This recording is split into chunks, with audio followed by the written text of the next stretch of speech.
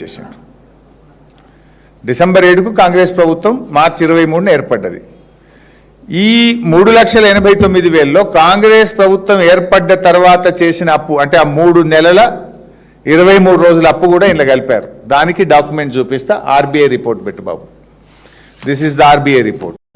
ఇది Reserve Bank of India website నుంచి వచ్చిన రిపోర్ట్. ఇది దీంట్లో మీరు చూస్తే డిసెంబర్ 12 500 కోట్లు, డిసెంబర్ 19 900 కోట్లు, జనవరి 16 1000, జనవరి 16 మరో 1000, జనవరి 23 1000, ఇట్లా మొత్తం మీరు లాస్ట్ మార్చ్ 26 2024 వరకు కాంగ్రెస్ ప్రభుత్వ హయాంలో కొత్తగా వచ్చిన కాంగ్రెస్ ప్రభుత్వం చేసిన అప్పు 15,118 కోట్లు. ఈ 15,118 కూడా బీఆర్ఎస్ ఖాతాలు జమ చేసిండ్రు. ఈ 15,118 మరియు పాతది 72,658. ఇది బీఆర్ఎస్ ప్రభుత్వం రాకముందు ఉమ్మడి రాష్ట్రంలో వారసత్వంగా మనకు వచ్చినటువంటి ఎఫ్ఆర్బిఎం అప్పు.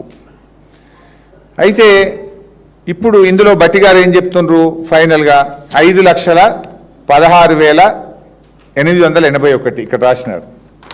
టోటల్ లోన్ ఎఫ్ఆర్బిఎం అప్పు ఒకటి, కార్పొరేషన్లు తీసుకొని ప్రభుత్వం చెల్లించే అప్పు 1,20,208. మీరు బోర్డు మీద చూస్తున్నారు. మొత్తం కలిపి 5,16,881. ఇందులో మనం తీసేయాల్సింది ఏంది? ఈ 84,268 ఏదైతే ఉందో ఇది తెలంగాణ ఏర్పడక ముందు ఉమ్మడి రాష్ట్రం వారసత్వంగా వచ్చిన అప్పు 84,268. మీరు చూస్తున్నారు కదా. ఈ 5,16,881 నుంచి ఈ 84,268 తీసేయాలి. ప్లస్ నేను ఒక అప్పు మా దాంట్లో కలిపిందని చెప్పిన ఏది 15,118. 15,118 ప్లస్ 84,268 కలిపితే ఎంత అవుతుంది? 99,386. ఈ 99,386ను 5,56,000 తీసేస్తే ఎంత? 4,17,495 కోట్లు. This is the loan BRS హయాంలో రాష్ట్ర ప్రభుత్వ ఖజానా నుంచి తిరిగి చెల్లించవలసిన అప్పు 4,17,495. ఈ 4,17,000 అనేదాన్ని ఇప్పటికి నేను 40 సార్లు చెప్పిన, అసెంబ్లీలో చెప్పిన, బయట చెప్పిన, టీవీ డిబేట్లో చెప్పిన, మళ్ళీ ఈరోజు చెప్తున్నది కూడా నిన్న బట్టి గారు చూపించిన కాగితంలో నుంచే చెప్తా ఉన్నా. ఇది బట్టి గారి కాగితం ప్రకారం చూసిన, అసెంబ్లీలో ప్రవేశపెట్టిన తెలంగాణ వైట్ పేపర్ ప్రకారంగా చూసిన, సోషో ఎకనామిక్ సర్వే ప్రకారంగా చూసిన, కాగ్ రిపోర్ట్ ఆధారంగా చూసిన రాష్ట్ర ప్రభుత్వ ఖజానా నుంచి తిరిగి చెల్లించవలసిన అప్పు కేవలం 4,17,000 కోట్లు మాత్రమే. సరే, ఇప్పుడు ఏం చేస్తున్నారు మరి వీళ్ళు?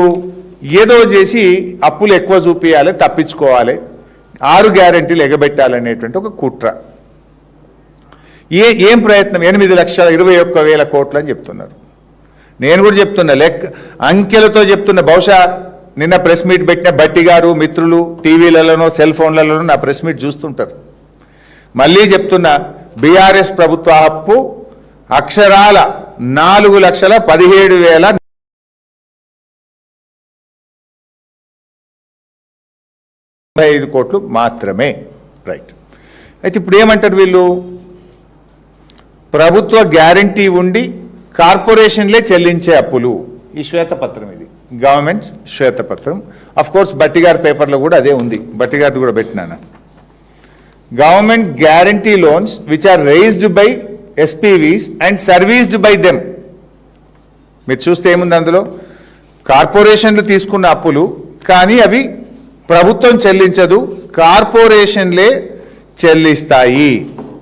అది ఎంత చూపించారు? 95,000 కోట్ల రూపాయలు చూపించారు. అది కూడా ఇలా కలుపుతున్నారు. అందులోనే ఉంది మీనింగు. ఈ తెలుగులో కూడా ఇది శ్వేతపత్రం, ఇది పేజీ నంబర్ 23. ఇందులో ఏం రాశారు? ప్రభుత్వ హామీతో సేకరించబడిన అప్పులు, కానీ ఇవి ఆ కార్పొరేషన్లే చెల్లిస్తాయి. ఏంటివి? Civil supplies corporation. ఉదాహరణ, సివిల్ సప్లైస్ కార్పొరేషన్ ఏముంటుంది? వడ్లు కొంటది. వడ్లు ఢిల్లీకి బియ్యం చేసి కేంద్ర ప్రభుత్వాన్ని పెట్టగానే మళ్ళీ అడికెళ్ళి పైసలు వస్తాయి, కట్టుకుంటుంది. అది రాష్ట్ర ప్రభుత్వ ఖజానా అప్పు కాదు, ప్రభుత్వం చెల్లించే అప్పు అంతకంటే కాదు. రైతులకు కేంద్ర ప్రభుత్వం పైసలు ఇచ్చేదాకా వడ్లకు పైసలు ఆపలేం కనుక తాత్కాలికంగా బ్యాంకు నుంచి తెచ్చుకుంటాం, రైతులకు 2 రోజుల్లో ఇస్తాం. బియ్యం చేసి కేంద్ర ప్రభుత్వానికి పెట్టంగానే కేంద్ర ప్రభుత్వం పైసలు ఇస్తుంది, ఆ పైసలకు సివిల్ సప్లైస్ కార్పొరేషన్ బ్యాంకు కట్టుకుంటుంది. అందుకే ఇందులో ఏమన్నారు, కార్పొరేషన్లు తీసుకున్న అప్పు కానీ కార్పొరేషన్లే చెల్లిస్తాయి.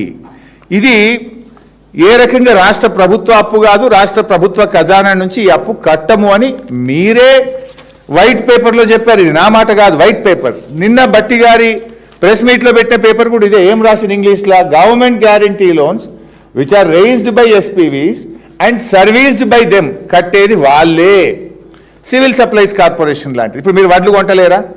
మీరు వడ్లు కొంటే ఇప్పుడు బ్యాంకులు అప్పు తెచ్చింది కదా, అది రాష్ట్ర ప్రభుత్వ అప్పు ఎట్లయితుంది?